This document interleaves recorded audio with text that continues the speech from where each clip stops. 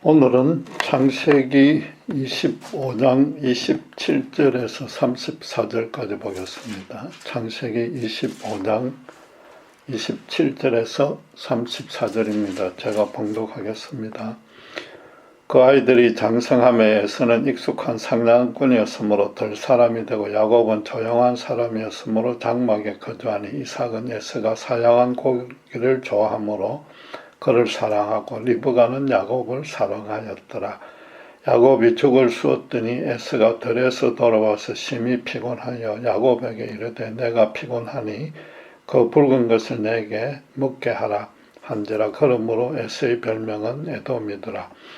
야곱이 이르되 형의 장자의 명분을 오늘 내게 팔라. 에서가 이르되 내가 죽게 되었으니 이 장자의 명분이 내게 무엇이 유익하리요. 야곱이 이르되 오늘 내게 맹세하라. 에서가 맹세하고 장자의 명분을 야곱에게 판지라. 야곱이 떡과 팥죽을 에서에게 주매 에서가 먹으며 마시고 일어나 갔으니 에서가 장자의 명분을 가볍게 여김이었더라. 설교나 성경 공부는 너무나 익숙한 야곱에 대해서 몇 주에 걸쳐서 살펴보고자 합니다. 새삼 그를 알아보려는 이유는 크게 두 가지입니다. 첫째, 지금껏 야곱에 대해서 부족하다 못해 틀리게 평가되어진 측면이 있는 것 같습니다. 둘째는 요즘 같은 상황에서 그와 같은 신자들이 정말로 아쉬운데도 오히려 본받지 말아야 될 신자의 대표처럼 되어 있는 것이 안타깝기 때문입니다. 야곱하면 대체로 영악한 사기꾼 기질을 지닌 자로 끈질긴 생활력을 발휘해서 이스라엘의 12지파의 선조가 되었다라고만 여깁니다. 그를 닮아야 한다고 해서 세상살이가 너무 복잡해지고 각박하니까 그의 기발한 처세술을 배워야 한다는 뜻이 아닙니다. 그가 아버지와 형을 속인 것은 분명히 잘못한 것입니다. 가족에게는 물론 하나님께 큰 죄를 범한 것으로 나중에 그에 상응하는 벌도 받습니다. 그러나 야곱의 성품만 해도 단점보다 장점이 많았을 뿐 아니라 그가 가졌던 믿음은 더 대단했습니다. 단순히 12아들을 낳은 육신적 선조로 그치지 않습니다. 그의 이름이 이스라엘이 되었듯이 이스라엘로 가장 이스라엘다워야 할 모습들을 자기 삶에서 실현했던 아브라함 못지않는 믿음의 선조였습니다. 야곱이 평생토록 하나님과의 관계를 어떻게 맺어서 어떻게 유지했는지를 정확히 알아서 우리 신앙에 적용해야 합니다.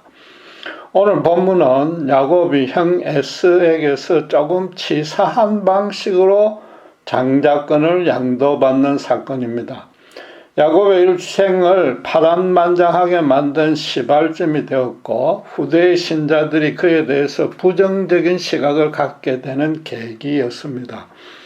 장자권이라는 것은 신명기 21장 15절 17절의 말씀대로 장남이 부모를 모시고 집안의 대를 이어가는 책임을 맡되 그의 보상으로 2배의 유산을 받는 권리를 말합니다. 영적으로는 가족들의 믿음을 양육시키는 제사장이 되어야 하고 집안을 대표해서 하나님 언약의 축복을 받는 자인 것입니다. 본문에서 제일 먼저 주목해야 될 사항은 야곱이 에서를 속이지 않았고 정당한 거래를 통해서 장자권을 매수했다는 것입니다. 물론 세 가지 큰 잘못은 뻔했습니다. 첫째는 장자권은 아버지가 죽기 직전에 유언으로 확정짓는 것이지 자식들끼리 결정할 수 없습니다. 그것도 돈으로 사고 팔 성격은 더더욱 아닙니다. 그러니까 에서와 야곱 둘 다 아버지의 건의를 무시한 잘못을 범했는데 그런 차원에서 따지자면 사실상 장남의 책임이 더 큽니다. 둘째로 이건 사람이 감히 넘봐선 안 되는데도 주도적으로 먼저 거래를 제안했습니다. 배가 고파 힘들어하는 형에게 동생이 이게 쉽게 할 수 있는 말이 결코 아닙니다. 육신적 본능에 충동적으로 행동하는 형의 약점을 이미 잘 알고 있었던 것입니다. 평소에 장자권에 대한 욕심이 있었을 뿐 아니라 어떻게 얻어낼지도 면밀하게 궁리까지 했다는 뜻입니다. 예수님은 마태복음 5장 28절에 예쁜 여자를 보고 음욕을 품는 것도 간음이라고 가르쳤습니다.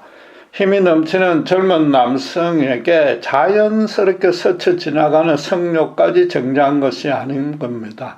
한 여자를 두고 율법에서 금지된 부적절한 관계를 맺어보려고는 그런 욕심을 오랫동안 품고 있는 그 잘못을 지적한 것입니다.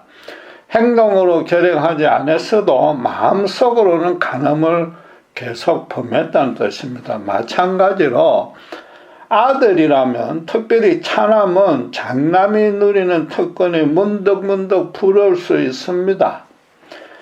차남이 되고 싶어서 된 것도 아니고 장남이라고 특별히 잘나서 된 것이 아니고 출생 순서 즉 행운에 따른 것뿐이지 않습니까?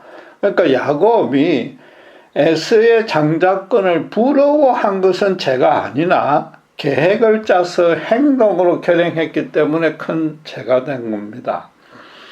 셋째로 장자권의 경제적 가치는 아주 상당합니다.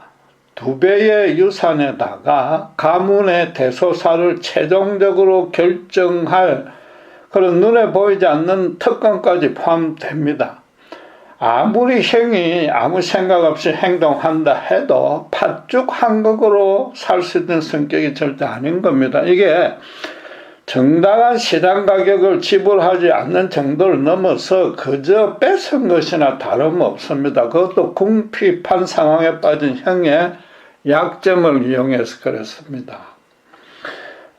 누차 강조하지만 성경은 실제로 있었던 사실을 있는 그대로 기록했기에 정밀하고 완전한 기록입니다. 독자는 그래서 자기가 본문의 현장에 있었다고 가정하고 앞뒤의 가정을 잘 묵상하며 행간의 의미까지 추적해 봐야 됩니다. 기록된 문장 안에 한정된 그 문자적 의미만 파악하고 채워서는 안 됩니다. 실제로 있었던 사건이란 말은 등장인물들도 우리와 성정이 동일하다는 뜻입니다. 특별히 경건하고 신령했거나 반대로 특별히 사악하고 죄 많은 사람들이 아니었습니다. 그래서 기록된 사건이나 당시 상황도 모든 세대의 인간사에서 흔히 일어나는 일상적인 모습입니다. 이런 맥락에서 에서의 입장에 대해서 따져보면 법문 사건에 조금 이상한 점이 있지 않습니까? 여러분이 에서였다면 아무리 배가 고파도 나아가 성격이 급하고 충동적이라고 해도 장자권을 팥죽 한 그릇에 팔겠습니까? 절대 그럴 리는 없지 않습니까? 보통 사람이라면 평생 만져보지도 못할 만큼의 재산을 이미 갖고 있는 재벌가 자식들은 서로 장자권을 차지하겠다고 법정까지 가서 죽기 살기로 싸웁니다. 돈 앞에서는 형제는 물론이고 부모 자식의 인연까지도 눈도 깜빡하고 서슴없이 끊고 원수가 되는 게 인간입니다. 지금 에서가 장자권의 가치를 모를 바보는 결코 아니었습니다. 사냥꾼이 되려면 아주 지혜로워야 될 뿐만 아니라 육감적인 센스도 예민하고 빨라야 됩니다. 에서가 32절에 내가 죽게 되었으니 이 장자의 명분이 내게 무엇이 유익하리라고 했습니다. 이건 한국말에 그냥 배가 고파 죽겠다는 식의 가장법이지 정말로 아사 직전의 상태가 된 건 아닙니다. 그렇다면 야곱도 형이 불쌍해서 바로 먹을 것을 주었을 것입니다. 그럼 이성이 멀쩡하고 굶어 죽을 판도 아닌데 에서는 왜 그런 말을 했을까요? 당시에 장자권의 핵심은 땅을 유산으로 물려받는 것입니다. 그런데 에서가 지금 물려받을 땅이 이삭에게는 아직 없었고 아무리 따져봐도 앞으로도 생길 가망성이 전혀 없었던 것입니다. 집안의 제사장이 되는 영적 축복도 식구가 부모와 아들 둘 다 합쳐서 넷뿐이고 아직 율법을 받기 전이라 이건 제대로 실감할 수 없었습니다. 장자권은 정말로 명분에 불과하지 실리라고는 전혀 없었던 것입니다. 에스로스는 기질이 할달하기도 했겠지만 어차피 평생을 노력해도 내 소유가 될 땅이 하나도 없으니까 온 들을 돌아다니며 사냥에 취미를 붙였을지도 모릅니다. 아브라함이 갈대우르에서 하나님께 불려나서 하나님이 지시하는 땅 가나안으로 이주해 왔지만은 자기 소유의 땅은 알다시피 죽을 때 시신을 눕혔던 막벨락을 하나뿐이었습니다. 그런 사정은 아비 이삭과 자기들에게도 마찬가지였습니다. 그들은 가나안에서 이방인으로 이곳저곳 장막을 옮기며 살아야만 했습니다. 그렇다고 우상 숭배를 하는 가나안 족속으로 귀화하자니 여호와 신앙이 허락하지 않았습니다. 본문에서 이어지는 26장에 보시면은 이삭이 기근을 피해서 그랄 땅으로 가서 아비 아브라함처럼 아내 리브가를 누이라고 속인 사건을 기록해 놓았습니다. 이처럼 그들은 어디에 가도 환영받을 수 없고 그저 눈치 보며 살아야 될 형편이었던 것입니다. 에스가 장자의 명분을 우습게 여길 수밖에 없었던 당시의 상황을 지금 설명해 주는 내용인 것입니다. 흔히들 속인 사람도 나쁘지만 속은 사람의 잘못도 있다고 말합니다. 본문 사건은 엄격히 말하면 개인의 자유와 책임을 중시하고 어른의 판단이 최종 권한을 갖는다고 여기는 오늘날의 법정에서는 전혀 문제가 되지 않는 사건입니다. 말하자면 에스의 가실도 야곱 못지않게 어쩌면 더 크다는 겁니다. 우리말 성경에는 에스가 팥죽으로 허기를 채운 뒤에 34절에 단순히 일어나 갔으니라고 번역하고 있습니다. 그런데 원어로는 his way라고 자기가 가야 할 길을 갔다는 의미가 있습니다.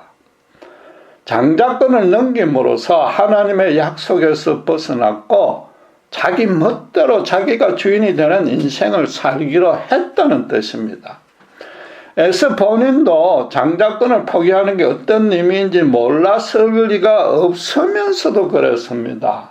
그것도 맹세까지 해가면서 그랬습니다. 본문이 34절에 장자의 명분을 가볍게 여겼더라고 결론 내린 이유인 것입니다.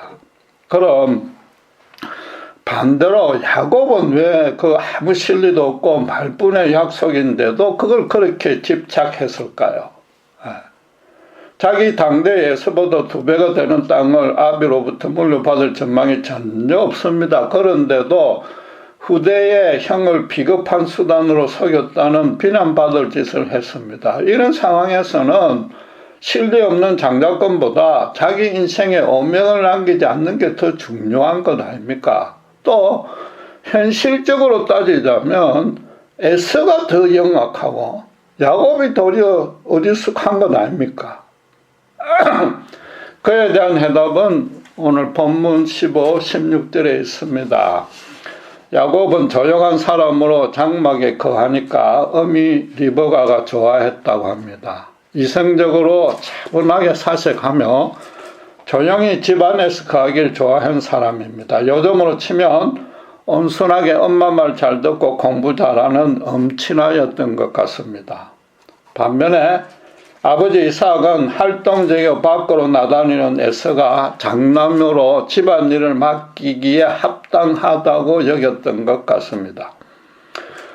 부모들도 연약한 인간인지라 모든 가정에 정도만 다르지 자식에 대한 편애나 선호도의 문제는 항상 발생합니다. 예수님 말씀처럼 그렇게 자연히 생기는 감정은 잘못이 아니지만 그것으로 인해서 자식에 대해서 평소에 가지는 심정과 태도가 달라지면은 죄가 됩니다. 자식에게 상처도 입히고 그 인생을 굳게 하고 그로 인해서 나중에 반드시 가족 간의 분란을 일으킵니다. 사라가 친자식 이삭을 사랑하고 첩외자식 이스마엘을 학대했습니다. 그런 모습을 보고 큰 이삭이 지금 동일한 잘못을 반복하고 있습니다. 성경인물이 성경이 우리와 똑같다고 말씀드린 까닭입니다. 잘 알다시피 이삭과 리브가의 자식에 대한 이런 편애는 나중에 가족 사이에 큰 불행을 낳고 쌍둥이인데도 그 둘의 인생이 완전히 정반대계로가 되게 만드는 중요한 원인이 됩니다. 그런데 엄마 리브가가 야곱을 편애할 수밖에 없었던 특별한 이유가 있었습니다. 바로 앞에 22절에서 26절까지 기록된 야곱과 에서의 출생에 엮였던 사연 때문입니다. 리브가의 태중에서 두 아이가 싸웠고 동생 야곱이 형 에서의 발 뒤꿈치를 손으로 잡고 태어났습니다. 이 참으로 의미심장하지 않습니까? 야곱이 에서의 발목을 잡고 나왔으니까 가뜩이나 쌍둥이인데다가 사실상 한 몸으로 나온 셈입니다. 굳이 뭐 형 동생으로 나눌 필요가 없는 것 아닙니까? 만약에 야곱이 몇 년 터울이 있는 동생이었다면 감히 장자권을 넘겨볼 생각도 하지 않았을 끼고 에서도 야곱의 말을 농담으로 여기고 웃고 넘겼을 것입니다.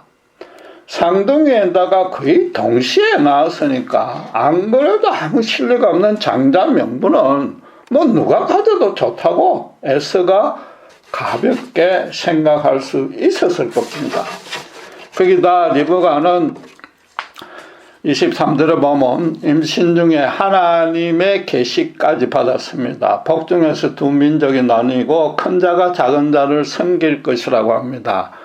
두 민족이 된다는 것은 형제들이 화해할 수 없을 정도로 서로 등을 쥐고 각자 완전히 다른 인생길을 살게 될 것이라는 뜻입니다. 또 큰 자가 작은 자를 섬겨야 한다면은 장자권이 뒤집어진다는 것이며 하나님의 영적 축복을 에서가 아닌 야곱에게 계승시키겠다는 뜻입니다. 이 복중에서 이런 예사롭지 않은 움직임을 감지해온 리브가로서는 야곱이 이삭의 발 뒤꿈치를 잡고 출생하자 하나님이 주신 그 계시에 대한 믿음이 더 확고해졌을 것입니다. 하나님의 뜻을 전혀 모르는 이 태아가 양수로 뒤덮여서 온몸이 미끄러운 데다가 출산의 그 극심한 진통 중에도 그 잡은 손을 놓지 않고 있다는 것은 하나님이 역사한 기적이지 않습니까? 그녀가 이 이야기를 아들들에게 말해 주었을런지는 아무도 모르지만 아무래도 성인이 될 때까지는 비밀에 붙였을 것입니다. 그래도 어쨌든 어미된 입장에서 이 쌍둥이 아들을 어떻게 하든 싸우지 않고 사이좋게 자라도록 최선을 다하며 그 성장 과정을 아주 주의 깊게 지켜봤을 겁니다. 그녀는 여호가 그 가문에 주신 약속도 시아버지 아브라함으로부터 들어서 익히 알고 있었을 겁니다. 그럼 자기 아들들은 이방 땅에서 복의 근원이 되고 그 후손들이 창성해져서 가나안 땅을 차지해야 됩니다. 그런데 에스가 그런 축복을 받지 못할 것이라는 예언을 지금 받은 것입니다.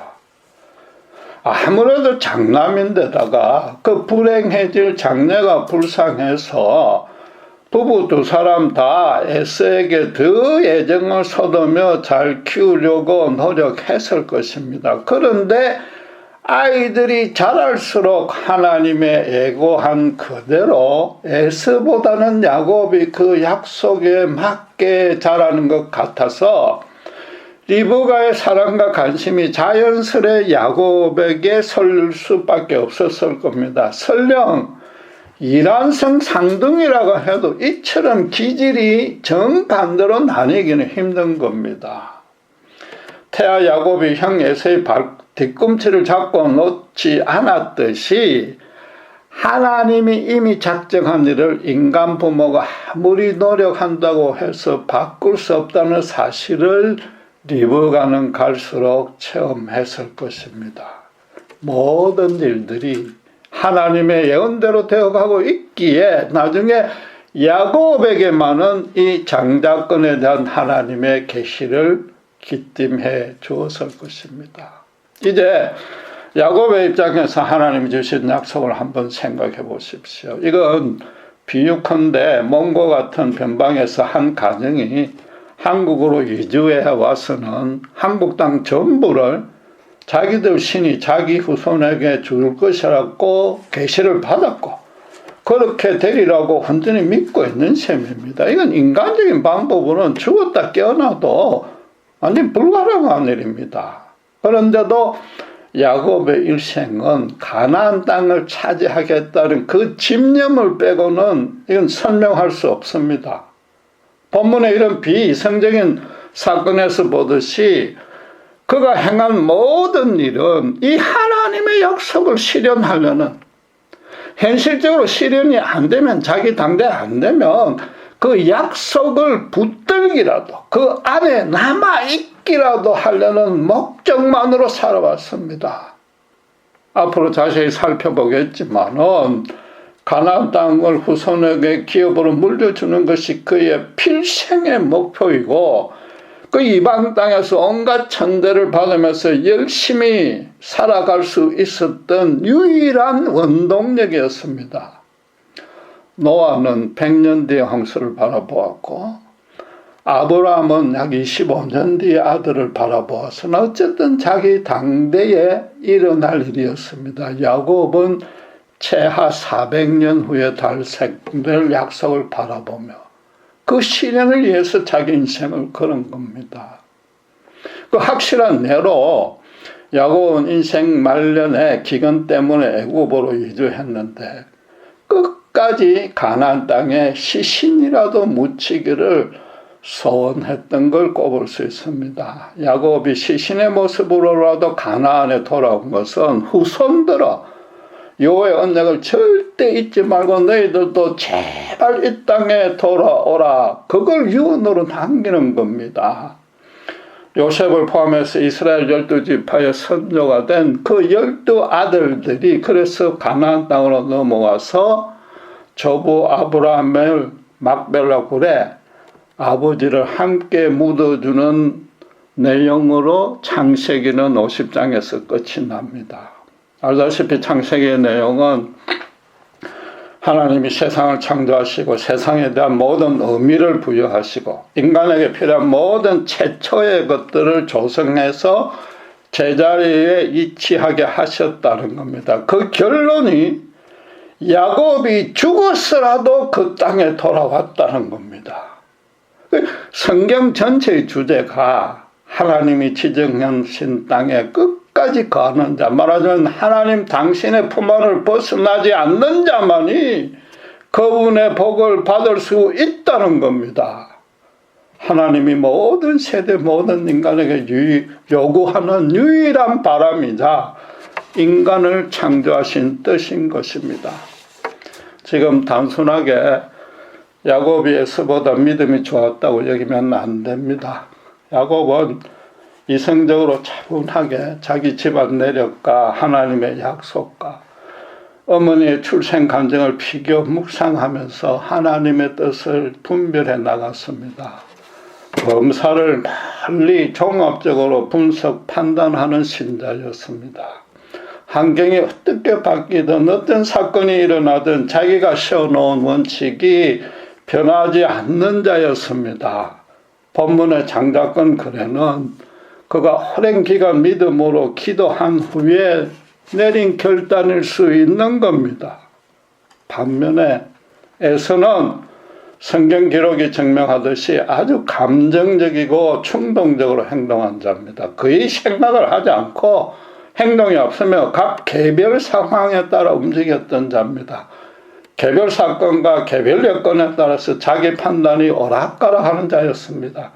하나님의 약속을 한시도 오랫동안 붙들고 있지 못했습니다. 쉽게 말해서 위급한 일이 생겨야만 겨우 하나님을 찾는 그런 자였습니다. 무엇보다도 아브라함에게 주신 하나님의 언약을 단순히 이스라엘 후손에게 가나안 땅을 주는 것이라고 여기면 안 됩니다.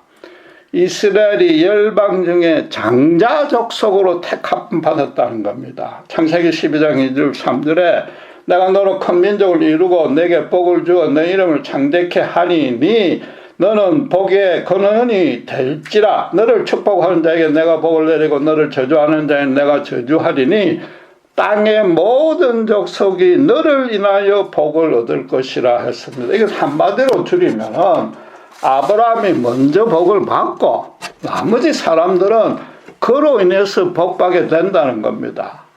실제로 아브라함의 후손이 하늘의 뭇별처럼 장성해져서 출애굽한 후에 시내산에서 하나님은 그 약속을 모세에게 재확인해 줬습니다. 출애굽기 19장 5절 6절에 세계가 다 내게 속하였느니 너희가 내 말을 잘 듣고 내 언약을 지키면 너희는 모든 민족 중에서 내 소유가 되겠고 너희가 내게 대하여 제사장 나라가 되며 거룩한 백성이 되리라. 너는 이 말을 이스라엘에게 전할지니라 그랬습니다. 아브라함이라는 개인이 이제 이스라엘이라는 민족이 되어가지고 그 민족이 모든 민족 중에 하나님의 장자권을 받은 것입니다. 가나안 땅을 차지하는 것은 그 장자권을 실현하는 무대 장치일 뿐입니다. 그리고 하나님이 가나안을 진멸하고 했지만 실제로는 다 진멸하지 않았습니다. 그럼 당장의 하나님의 찬한 민족은 누가 되는 겁니까? 바로 가나안 족속들입니다. 지금 이스라엘은 하나님 주시는 혹독한 연단과 형벌을 당했는데 가나안 족속은 그럴 필요 없이 회개만 하고 이스라엘의 하나님만 믿으면은 이방 신들과는 차원이 다른 이때껏 세상에 없던 복을 받을 것입니다. 이게 가나안 정복의 순교전, 아니 첫째가는 하나님의 뜻인 겁니다. 예수님의 십자가 은혜를 믿음으로 받아들인 우리 신자들도 세상 앞에서, 세상 사람들 앞에서 주님이 주신 장자권을 이미 소지한 자입니다. 아브라함, 모세, 다윗을 거쳐서 예수님의 십자가에서 실현된 신자의 그 장자권은 모든 신자에게 그대로 적용됩니다. 목사, 선교사, 믿음이 좋은 장로, 집사만 장자가 아닌 겁니다. 예수 믿는 신자가 교회와 성도에게 충성하겠다는 결단과 실행만으로는 턱없이 부족한 겁니다.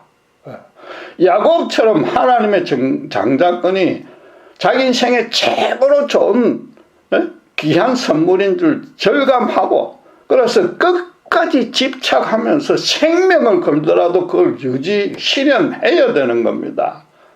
물론 이게 현실적인 장자권이 아니라 영적인 장자권인데, 예수님처럼 세상에서 멸시 핍박을 받더라도 하나님의 뜻과 계획을 이 땅에 실현시켜야 되는 겁니다. 신자만 일방적으로 쓰고 희생하라는 뜻이 아닌 겁니다.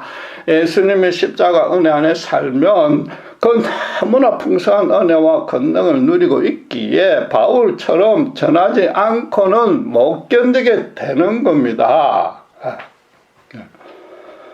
예수님과의 교제, 동행, 순종한 그 너무나 큰 축복을 어떻게 저 놀부처럼 혼자만 독차지할 수 있습니까?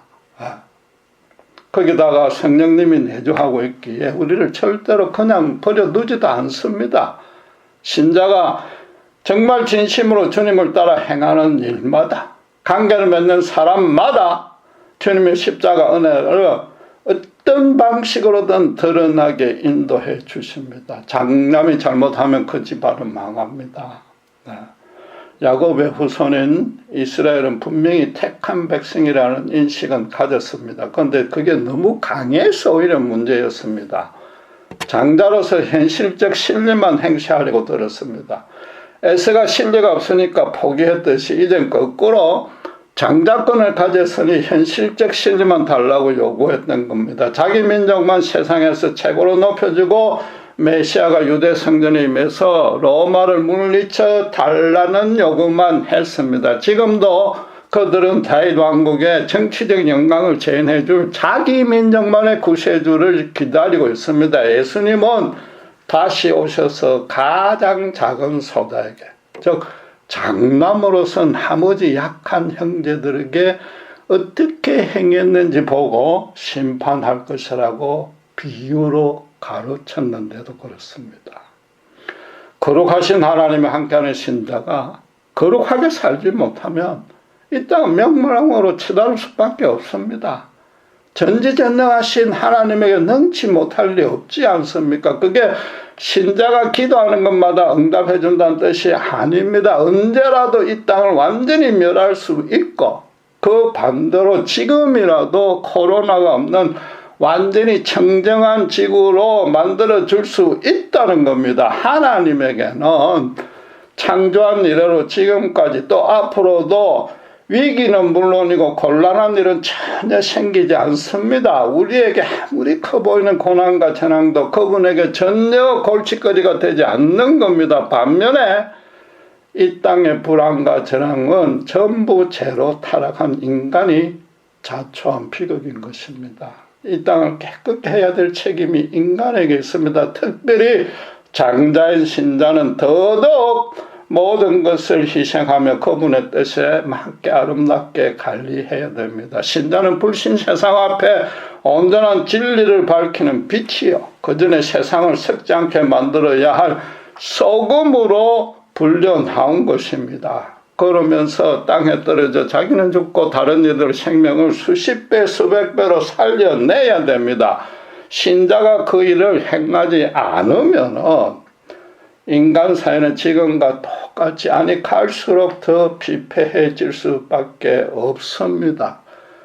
불신자들도 지금 코로나 사태를 맞아서 말세가 임한 것 같은 두려움을 느끼고 있고 구원의 길을 찾고는 있지만 근본적으로 그들은 아무 수단도 없고 어떻게 해야 될지 전혀 모르는 겁니다. 그때 신자가 앞장서서 본을 보여주어야만 되는 겁니다.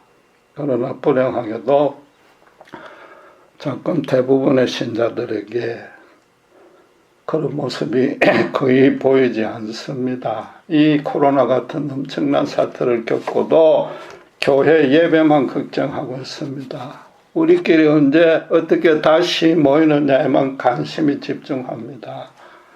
에서처럼 개별 사건, 개별 여건에 개별적인 믿음을 가지고 대하니까 그 생각과 행동이 아벤다운하고 신앙으로 승리한 인생이 눈 닫고 찾아보기가 힘듭니다. 도리어 이스라엘 민족처럼 자기만 형통 출세케 해달라고 빌고 또 빌고 있습니다.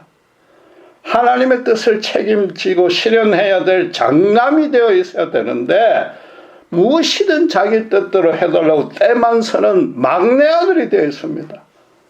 심지어 남의 자식이 되는 것을 더 좋게 여기고 계속해서 세상을 기웃거리고 있습니다. 아니 노골적으로 세상에서 형통 출세하겠다고 덤빕니다. 기도하는 내용이 전부 그런 것들 뿐입니다.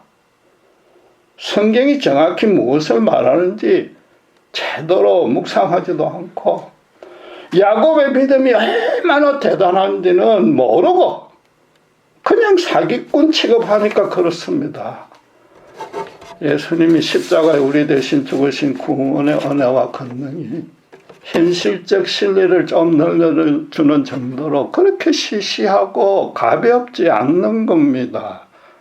신자는 하나님의 장남 족속이 이미 되어 있습니다. 야곱은 평생 동안 언약 백성의 장남으로 사는 일에 죽기까지, 죄송하지만 시체가 되어서까지 충성했습니다.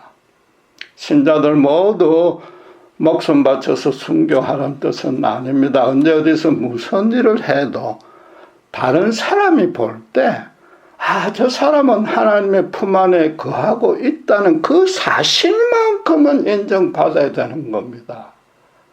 야곱처럼 이성으로 이해가 안 되는 일을 해도, 자신에게 아무 현실적인 유익이 없는 일을 해도, 저 사람은 예수님을 위해서 하는구나, 그건 드러나야 된단 말입니다. 믿음이란 것은 하나님께 받은 장자권을 자기 삶에서 실현하고 있는 겁니다. 그 장자권이 삶과 인생의 최고 가치요 기쁨이란 확신이 있습니까? 최소한 하나님의 막내는 물론이요, 남의 자식은 결코 아니며 그렇게는 절대 살 수 없다는 확고한 자각이라도 있습니까? 말하자면 자기 아버지 이름에 먹칠할 수 없다는 자부심 하나만 있어도 지금처럼 세상을 변화시키는 그냥 도리어 비난을 받는 너무나 초라한 믿음의 모습으로는 계속 살아갈 수는 없을 것입니다. 정말로 곰곰이 한번 따져보십시오. 하나님이 당신의 독생자를 아끼지 않고 우리를 위해 내어주셨고, 또 그 후에도 다른 모든 좋은 것들로 채워주시는 이유가 과연 무엇이겠습니까? 아주 간단합니다.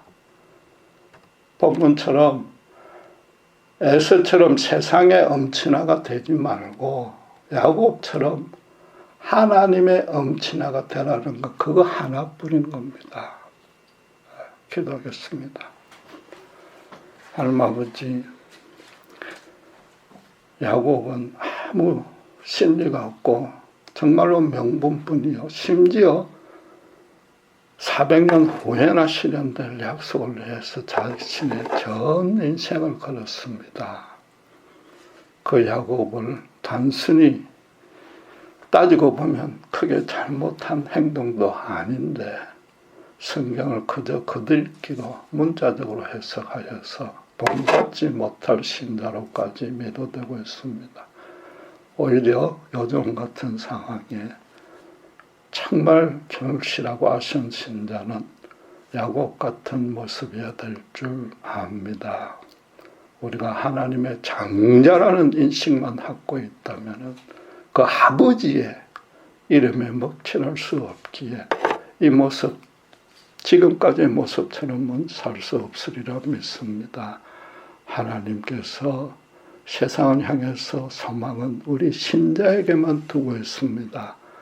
신자가 정말 하나님의 뜻대로 순종, 실천하지 않는다면 세상은 앞으로 더욱 힘들어지고 고달파질 것입니다. 이 막중한 일을 단순히 책임감으로 하는 것이 아니라 정말 바울처럼 주님과 동행함으로써 주님을 전하지 않고는 견딜 수 없는 충만한 심정으로 채워주시고 하나님과 교제에 동행하여 영화로운 인생으로 살 수 없는 영광스러운 삶을 사는 그 축복을 한 사람도 놓치지 않도록 인도해 주시옵소서.